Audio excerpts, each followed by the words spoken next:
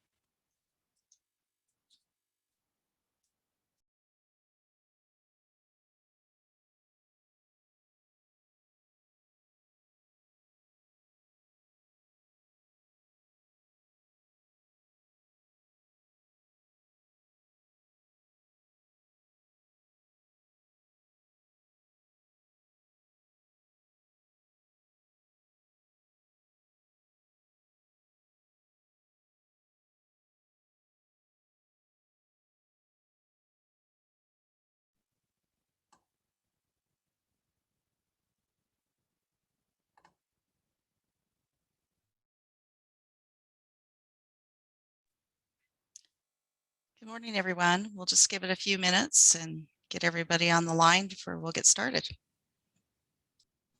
Did you see the note that Kim Carson said that her direct link didn't work, so she needed to be promoted? She's off in the attendees right now. Okay. What was that? Sorry. Kim Carson, her link wasn't working, so she's on, but she's on as a attendee versus a participant. She needs to be promoted. Gotcha. Yep. I just promoted her.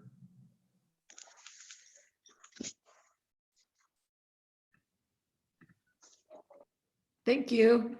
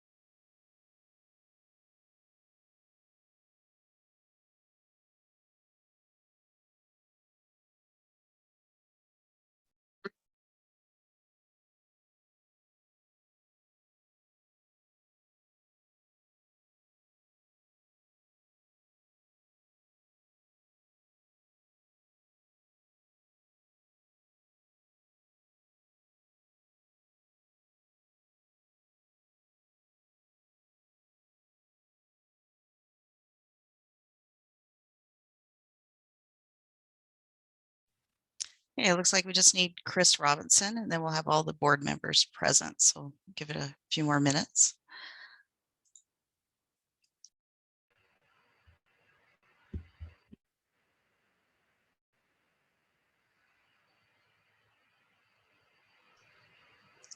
Morning, Chris.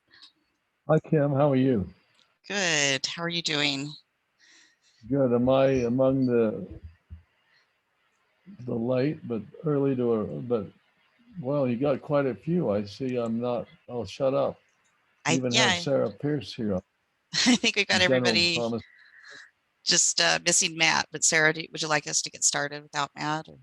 Okay, great. We will go ahead and get started then. Thanks everyone for joining us. Just want to welcome you to the June 15th JTAB meeting. I'm Kim Felstead, Park City's Transit Manager. And if everyone is ready, we have a tight agenda and time frame today. So let's go ahead and get started. Cindy, would you please call the roll? Hi, good morning. Looks like from Summit County, we have Councilor Roger Armstrong, and also Councilor Chris Robinson. From Park City Council, we have Councilor Tim Henney and Steve Joyce. Summit County staff, Tom Fisher and Caroline Rodriguez. Park City staff, we have Sarah Pierce, Kim Felstead, Scott Birmingham, Robbie Smoot, Andy Stevenson, Jerry Benson, and Vinnie Newen. Looks like High Valley Transit, we have Kim Carson. Let me know if I miss any. Okay, great. Thank you, Cindy. To date, we did not receive any written comments, but if there is anyone that would like to address the JTAB for items that are not on today's agenda, please go ahead and raise your hand and Andy will promote you.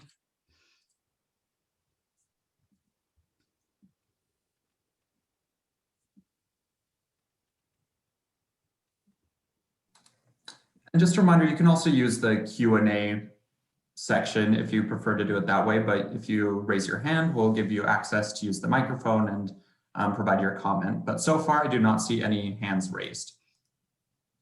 Okay, great. Well, then we'll go ahead and get started. We do not have anything on the consent items today. We do have several discussion items. Let's go ahead and start with the consideration to approve our meeting minutes from March 16th JTAB meeting. Are there any changes to the minutes? All right. Hearing none, do I have a motion to approve? I move that we approve the minutes from March 16th, 2021. Okay. Second. All in favor? Aye. Aye. Opposed? Great. We'll go ahead and get those minutes entered into the record. Thank you. And our next item is our ADA coordination. Caroline, are you ready to walk us through that? Sorry, I'm trying to figure out this computer. The city manager is really messing me up. Can we go back to that item in a sec? Sorry. Hi, We're Matt. listening, but trying to figure out the screen. Certainly, no problem. I guess, Kim, if you're ready, do you want to go ahead and give us an update on High Valley Transit?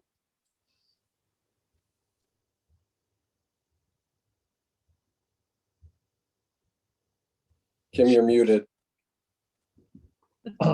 Thanks. Sorry, I just had a workman come in real quick. So since our last meeting in March, we've been working really hard, primarily around getting various agreements, ordinances, and policies in place. You can imagine when you're starting an organization from the ground up that there's a lot of that type of work. And we appreciate the work that we've done with Park City to revise, actually to finalize the interlocal agreement, or find the, I guess it's the end of its life, and how we'll move forward together. So thank you. And we've been working also, we've just begun work on our vision and mission statements. And then this summer we'll continue work on the strategic planning process. We've been also working on the hiring of staff, and Carolyn Rodriguez is our acting general manager. You all know Jamie Dancy. She's one of our planners, along with Chris Putt. And Isabel Hanowitz is our data performance analyst. And then we have Abby Villegas, who is our administrative support. So they have all been working extremely hard these past 3 months. And we've made a lot of progress. We launched the microtransit on May 17th. We have 7 to 9 vans. We have 7 primary vans, and then we have 2 ADA vans that we can use for the microtransit also. We have about 25 drivers. we've had 4 weeks of continual increase in ridership. The adoption has been incredibly exciting. Saturday, we had over 250 rides and 245 rides yesterday. And we found there's a lot of repeat riders. So those that have tried it have found it to be very useful and continue to ride. So we look forward. The average ride is about 6 miles, 6.8 miles. And the average ride time is about 9.4 minutes. Average pickup is within 30 seconds of estimated pickup time. And the average walk to get picked up is 81 feet. So, and there's been a combination of this taking riders to their final destination or to the primary fixed line for them to continue their ride. Kim, do you mind if I jump in? Just because that's one of the ones No. that's really interesting to me when we're going to be looking at microtransit and kind of watching you guys as to what works and what doesn't. If it's a pure, replacement of, gee, a car was going to drive from A to B and instead High Valley Transit drives from A to B, then you've kind of helped parking, but you've actually added some vehicle miles traveled. It's not until you either pick up people from like multiple houses or you drop people off at the bus station and then they take, so it's an A to B and then a bus from B to C. Will you guys be tracking that? Because to me, that's going to be the real indicator of success is cars off the road. And, early on I heard, there's some people that are like taking it over to Woodward. And I've seen that just as I've driven down 80 and the frontage road and stuff like that. And it's like, well, that's nice, but that's kind of just an Uber replacement at that point. It does replace a parent getting in a car, driving them out, driving them back, driving them out to pick them back up and driving back.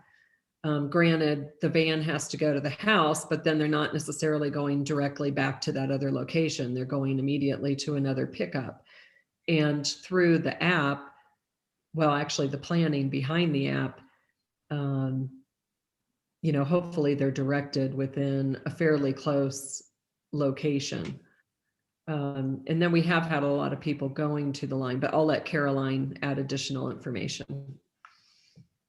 So the answer, Steve, is that yes, we are going to be tracking all of that, but that will not happen. That will not be fully realized until after July 1st, because part of how the app works is that we'll be able to track it when you connect to fixed route, but until this Thursday, Park City Transit's fixed routes aren't in there. And then of course we don't start the 101 until July 1st. So after that time, yes, we will be reporting the percentage of rides that connect to fixed route as opposed to just being a 1-seat micro ride. In addition, we are looking at how to track multiple riders in one car, and that's just a data analysis of the overlapping rides. And if you're interested in the data we're collecting, our data page is live on highvalleytransit.org/data. And all of that will be reported there, but then of course, we'll be happy to report that to you anytime as well. Oh, fine, I can go look at it. I figured you guys, it's going to take, I'll call it 3 months to just kind of get everything together. So I'm not looking for it today. I would differentiate or ask you to differentiate between 3 people at a house piled into the car and went somewhere versus we picked up one person and then we picked up another person, and that, so it's more of the carpooling kind of idea of unrelated people got picked up from different locations. And so instead of that being one car, it would have been 3 cars. Yeah, so I think that's huge. And we can report on the commingling of rides. Perfect. That's I think going to be really big when we're kind of going through our short-term, short-range transportation plan of, what we can and can't do for microtransit. So thank you. Yep. I think just of note, and this is probably obvious to everything, but the one thing that it won't track, and Woodward is actually a really great example, is It does function like an Uber, I guess, because it's in the micro zone, but the likelihood is that most of those kids were not taking the pink to get to Woodward. And you saw that in the ridership, the fixed route ridership on the pink. So those rides that are being replaced by High Valley Transit rides, it doesn't mean that, it doesn't mean they would have been on the fixed route otherwise, because the likelihood is that their parents would have driven them, or, you know, somebody else would have driven them. And I'm sure that's obvious to everybody, but I just want to make sure we're all on the same page. Yeah, just for what it's worth, for me, I'm not really worried about were they on one of the previous lines or not. To me, it's all about getting cars off the road. And if all you did was, you know, mom drove you and now you took HVT and they still had to come pick you up and take you there and that kind of thing, it's not nearly as nice as they picked up 3 different households and dropped them off, or they picked you up and got you to the bus station you didn't used to ride, and now you can quickly get to the white and take the white into town or whatever. That's what I'm really looking for, is just cars off the road. Sure. Well, Steve, you've also got aside from the Uber-like qualities, I got a call from somebody in Pine Brook, Upper Pine Brook, 2-mile walk to the bus stop, took the transit vehicle, and it was a far easier ride. In that case, it took her directly to the destination, but that person would never take transit. That person could have just as easily been taken to the transit center had that been closer to get on a bus, and that's part of that algorithm. So it's not going to be bright line, black, white. There's going to be a lot of gray in there. We're going to have to be able to slice the data. So what I've asked for is similar to what you said. How many are going to direct destinations? How many are going to transit headways? How many bodies do we have in the cars? And we'll be accumulating that data over time. Is that data pretty easy to get, Caroline, without creating a lot of hardship on the drivers? Or Yes. There is no hardship on the drivers. The drivers don't collect any of the data. It's all through the app. oh, and the app will tell you how many people and Yes. and everything about where they're coming and going. Yep. All right, I'll go ahead and move on to ADA. Those rides begin on Monday, June 21st. And we sent out about 150 letters, and we've had 5 respond and sign up already. And I believe sign up just started, so we expect to see more. And just as a reminder, that ADA paratransit is available within 3/4 of a mile of any 3/4 of a mile of any fixed route. So if you have a residence within that zone, you're eligible for ADA. However, because 2 of the vans will be able to utilize for microtransit, we should, if anybody has a need, they can enter that into the app when they request just a regular ride through micro. And, you know, they wouldn't necessarily get the ADA support, but it's all ADA, you know, those 2 vans would be ADA accessible. So, and let's see. Fixed route, we begin at 5 a.m. on July 1st, and we're excited for that. We'll have 9 buses, and all will soon be wrapped in the High Valley Transit graphics, so they'll be easily identifiable. I want to give a special shout out to Park City Transit, particularly Vinnie, Barry, and Franklin, for the generous time they gave High Valley Transit during the inspection of the buses that we'll be receiving. And the staff was very impressed with the condition of the buses. So thank you for that. And we will have a virtual launch on June 24th at 10 a.m. And I believe those invitations are going out today. So we hope you'll join us.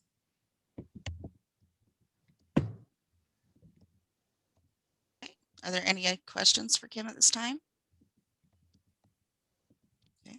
I do have a quick question, Kim. For the Camas route, will you be offering ADA service within 3/4 of a mile there? No, because it's a commuter route, you won't. Okay, I just wanted to make sure. So. Okay, that was a good question for Caroline. Okay, yeah, she said no. So, okay, and Caroline, are you ready for the coordination piece? Yes, absolutely. Thank you for your patience.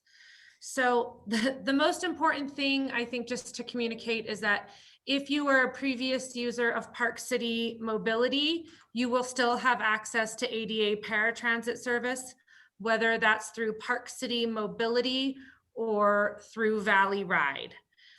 Those of you who are in the Valley Ride service area, which means you are eligible for ADA service but live outside of Park City municipal boundaries, you should have received a letter in the mail regarding your enrollment in Valley Ride services. So your rides will essentially look the same. You'll just be calling a different phone number to book your rides. If you're traveling from outside of Park City municipal boundaries, then you call Valley Ride. If your trip starts within Park City municipal boundary, then you will call Park City Mobility to book your ADA paratransit ride. Correct. Just so to clarify, round trips, if you're starting within Park City, going outside of Park City will continue to take you to the service area we have always covered, effective as of June 2021, that service area. And then upon your return trip, you would need to call Valley Ride to schedule that to come back to Park City. Are there any questions? Okay, great. Well, then I guess we'll go on to the operational update. Andy, if you could pull up PowerPoint.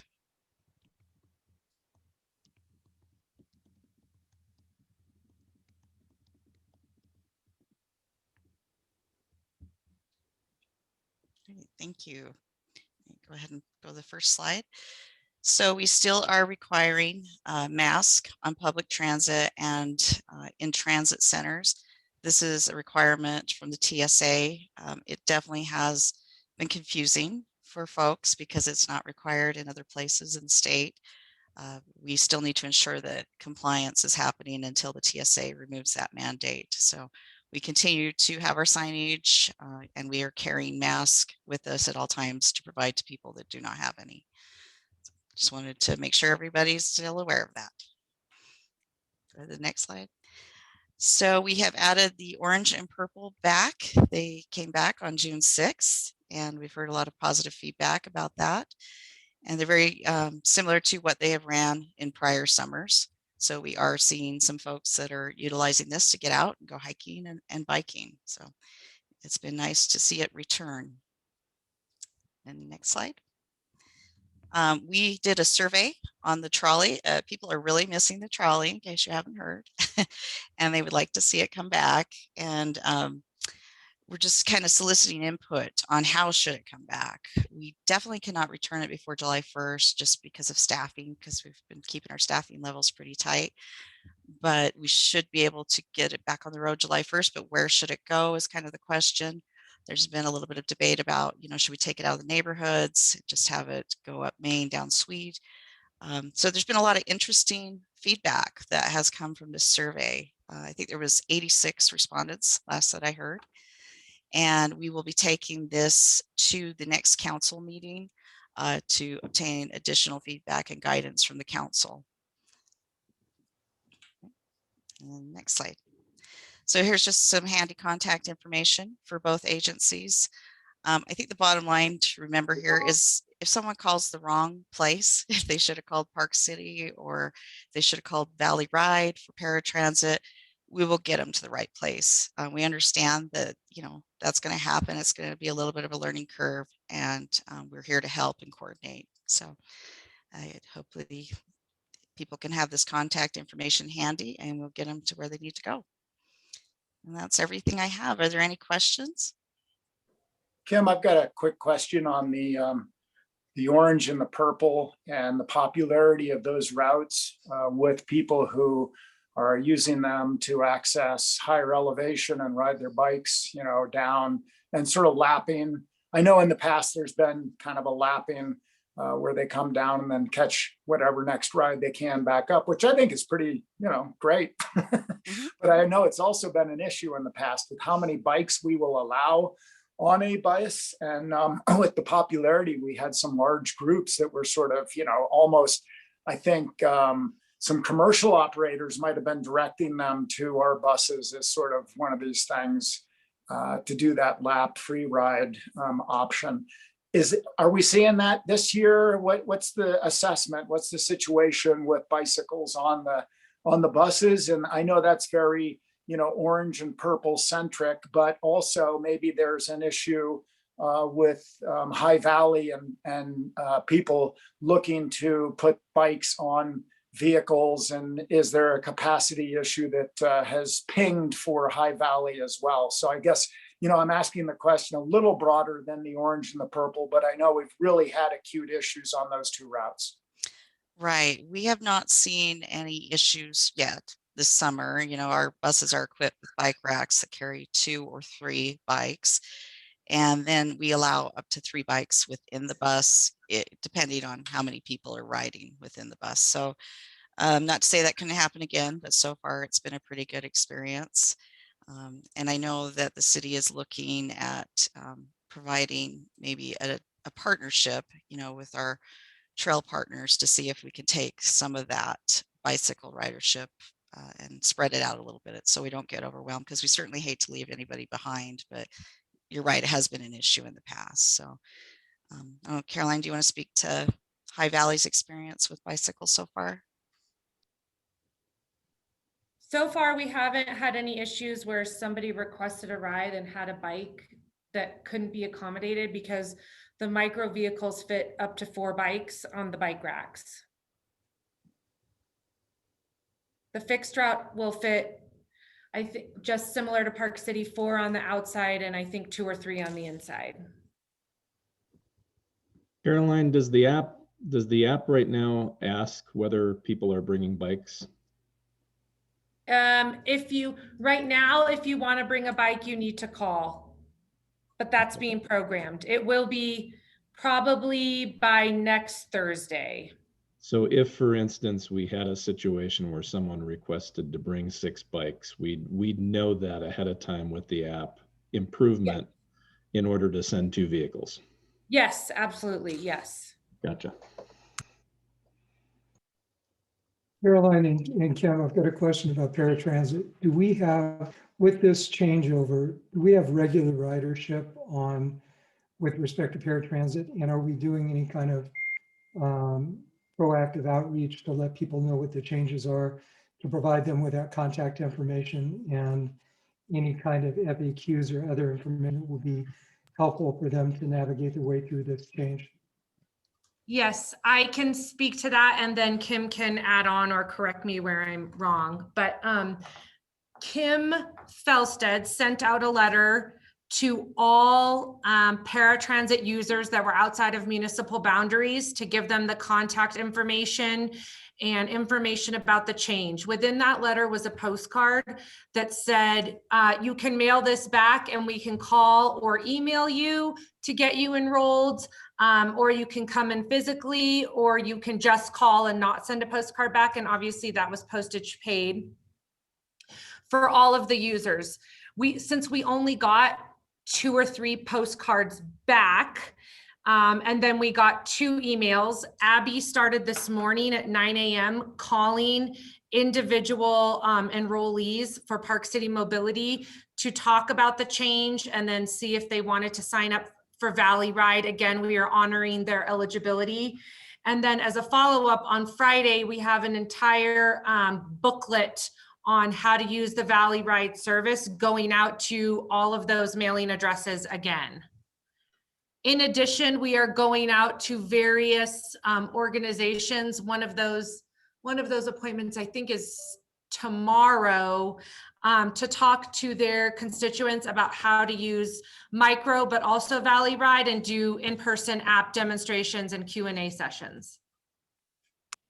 Nice job. Thank you for that. And thanks, Kim, thanks for sending out the letter and the postcard. Right. I just wanted to add to that. We did send the letters also to the people that reside within Park City in the event that they needed a return trip from outside of the county. So, and we've been tracking any that we get returned and making sure that additional reach out efforts are happening. And my staff is up to speed on how the coordination will work and answering questions as they come in. But we haven't received really too many questions. So hopefully that means the letter is pretty clear. My guess is also that people will realize there's a change the minute they call to book a ride. And so I'm guessing over the next month, 2 months, 3 months, that enrollment or change over enrollment will start to pick up. Okay, are there any additional questions? All right. Well, hearing none, this is the final JTAB meeting. So we did have one more slide that I failed to show, but we wanted to talk about the future of JTAB a little bit. And I think Sarah was going to discuss some of the ideas that we have going forward so we can still stay connected to our writers, but just in a different format. Hi, everyone. So we talked about at the city and county staff level, we talked about this being the last JTAB and made that recommendation, but then wanted to just discuss with you about future coordination and future opportunities for the public to be able to give comment. We do have a standing monthly staff coordination meeting between city and county, and we will continue to have that. It's imperative that we keep, we're going to talk to each other more than just once a month, but having a formal standing calendar item really helps us stay organized. So we'll maintain that. High Valley Transit has a board. They meet on a regular basis. Those meetings are open to the public to give public comment. Park City Transit will be reporting regularly to Park City Council, and those meetings are open to the public and available for public comment. Kim, do you want to put that, or Andy, do you want to put that slide back up that has the email addresses and phone numbers? People can reach out to us directly with public comment. As we move forward with this new territory, we might want to think about doing some joint meetings, once or twice a year, just to have that forum for public comment. I just want to put those ideas out there and see if you all had any further thoughts or ideas. I think it would be helpful if representatives from the High Valley Transit Board and council, if that continues to be your governing body, city council, I think having 1 to 2 meetings, probably this first year, at least 2. Yeah, I think that's a great idea. I mean, I think, for a couple of reasons. One is I'm sure coming out of staff, we're going to be driven more by event kinds of things. Something's not working, something needs to be adjusted, whatever it is, or there's maybe better view, an opportunity that comes up that we need to figure out who's going to tackle it and how we pay for it and that kind of thing. But honestly, I think there's a real opportunity here. I know I'm really curious of with the microtransit in particular, it's like, how well is that working? What are you seeing for ridership and that kind of stuff? And I saw, Caroline, thank you. I just went out and looked at your website and saw where the data was, and that's certainly easy to go look at. But there's a lot of times there's kind of a deeper dive of what's really working. So I would go back to Sarah and say, Sarah, when you guys are bringing us back some of the stuff for the short and long-term transportation plans, that would be a good time for us to get an update on what's working, what's not, all that kind of stuff from this. Yeah, I would add to that just as was just held recently, a kind of a online public forum for both boards or representatives from both boards, where they took questions from the public. We talked about issues. I think it's a great opportunity to hear from the public who really don't care that we're 2 different entities. They just know that there's buses running out there and vans running out there, and that they're supposed to get them where they need to go, so that we can all hear the joint comments at the same time and discuss some of those things.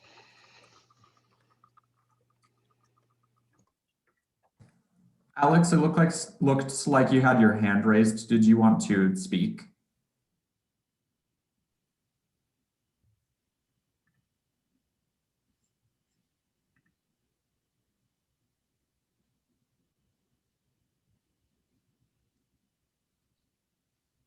Alex, you're muted if you're trying to speak. I didn't have anything to say. Sorry. That must have been an accident. Any other thoughts about us continuing to coordinate and meet? I have a thought about coordination and meeting. I mean, coordination and meetings are great. And of course, we want to, have whatever appropriate level is beneficial and efficient and effective for, a better regional transit system. I tend to wonder if we're going to have enough to talk about with simply transit.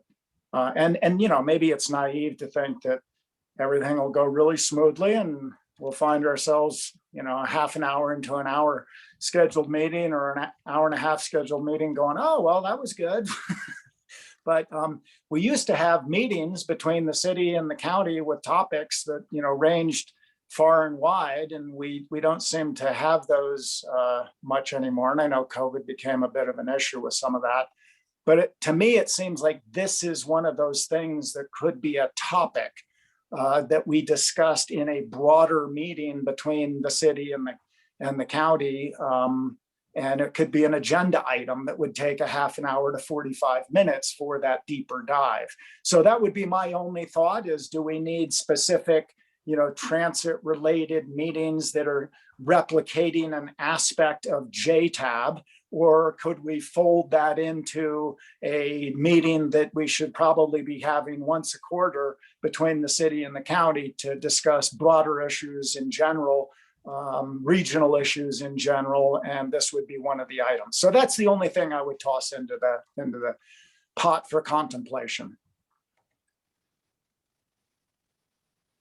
I think that's a good suggestion. And I would just add a reminder that High Valley Transit, as of July 1st, will be an independent, entity. So we would need to be included in those discussions. You still have 3 members of the council that are board members. But, the entire board should be included in that part of the discussion.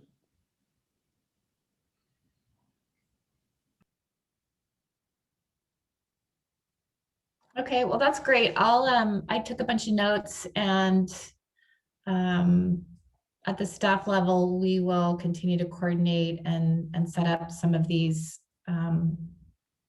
more formalized meeting ideas for future. We'll keep you posted on the plan. Does that sound like a good way to go? Great. Works for me. Okay, well, we've reached the end of our agenda. Do we have any additional business that we want to discuss today? All right. Well, Kim, let me just say that, I think I may have the longest tenure as a JTAB member, and I've seen JTAB come through, evolve and devolve and do a whole bunch of things over the last 7.5 years that I've been involved in. A lot of people have come and gone, and I've always, sort of wondered about the authority that JTAB had, a little bit of the mission of JTAB, a little bit of the purpose of JTAB. And I think that, over time that has also evolved and changed. But I think it's pretty amazing to think back to where we were, say 2 years ago, and even 18 months ago, and I'd say even 6 months ago, and look at what has been accomplished in that period of time. And I want to thank staff on the county side and the city side for the work that was done in the heavy lifting, because you have done all of the heavy lifting. I also want to just recognize, people who were involved in the past on both sides as well, who are no longer part of the process and no longer part of staff. And also Steve Joyce, from my perspective, Steve's participation on JTAB has been terrific. So thanks, Steve. And Tom, Tom Fisher and Matt Dias both have experience in these sorts of big issues, big projects from their past history. And you guys have been just essential to moving this forward. And then just finally, all the electeds for their willingness to look at different possibilities for the first time. I mean, I think there was great resistance to looking at different possibilities 7.5 years ago. And that's not the reality in the world that we're living in today. You know, we're considering all sorts of new possibilities. So thanks to everybody. But I just wanted to kind of put that fine point on 7.5 years of experience and sort of seeing how this has progressed. And we are a much better regional transit system for the work that's been done, but especially over the last 1.5 years. So thanks to everybody. And Kim Carson, you know, you've been fabulous on both JTAB and High Valley Transit. I mean, I don't know that you were on as long as I was on JTAB, but you played a real essential role there in a tough time, kind of getting this thing to shift to a new position and a new suite of possibilities. So thanks for that. Well, thank you. And, you know, I also agree with all your comments and the thanks to the staff members at all levels that have been able to work very cooperatively, and including our managers. And, you know, I appreciate the work that you, Tim, and you, Steve, have put into this, and those before you. And I think what we have is an amazing transit system for our community, and it's only going to get better. And I think we're going to be I'm just really excited for the potential in the future to serve other areas along the Wasatch Back. Thanks for those kind words, Tim. And I echo everything that you and Kim have said. Won't repeat it all, but thank you.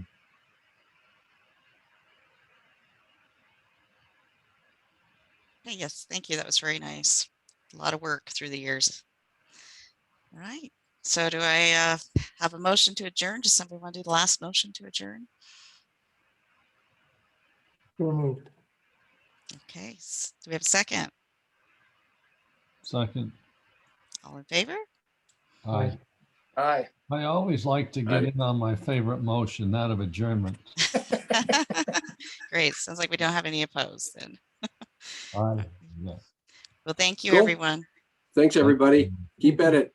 Take care and have a great summer. All right. Take care. Bye.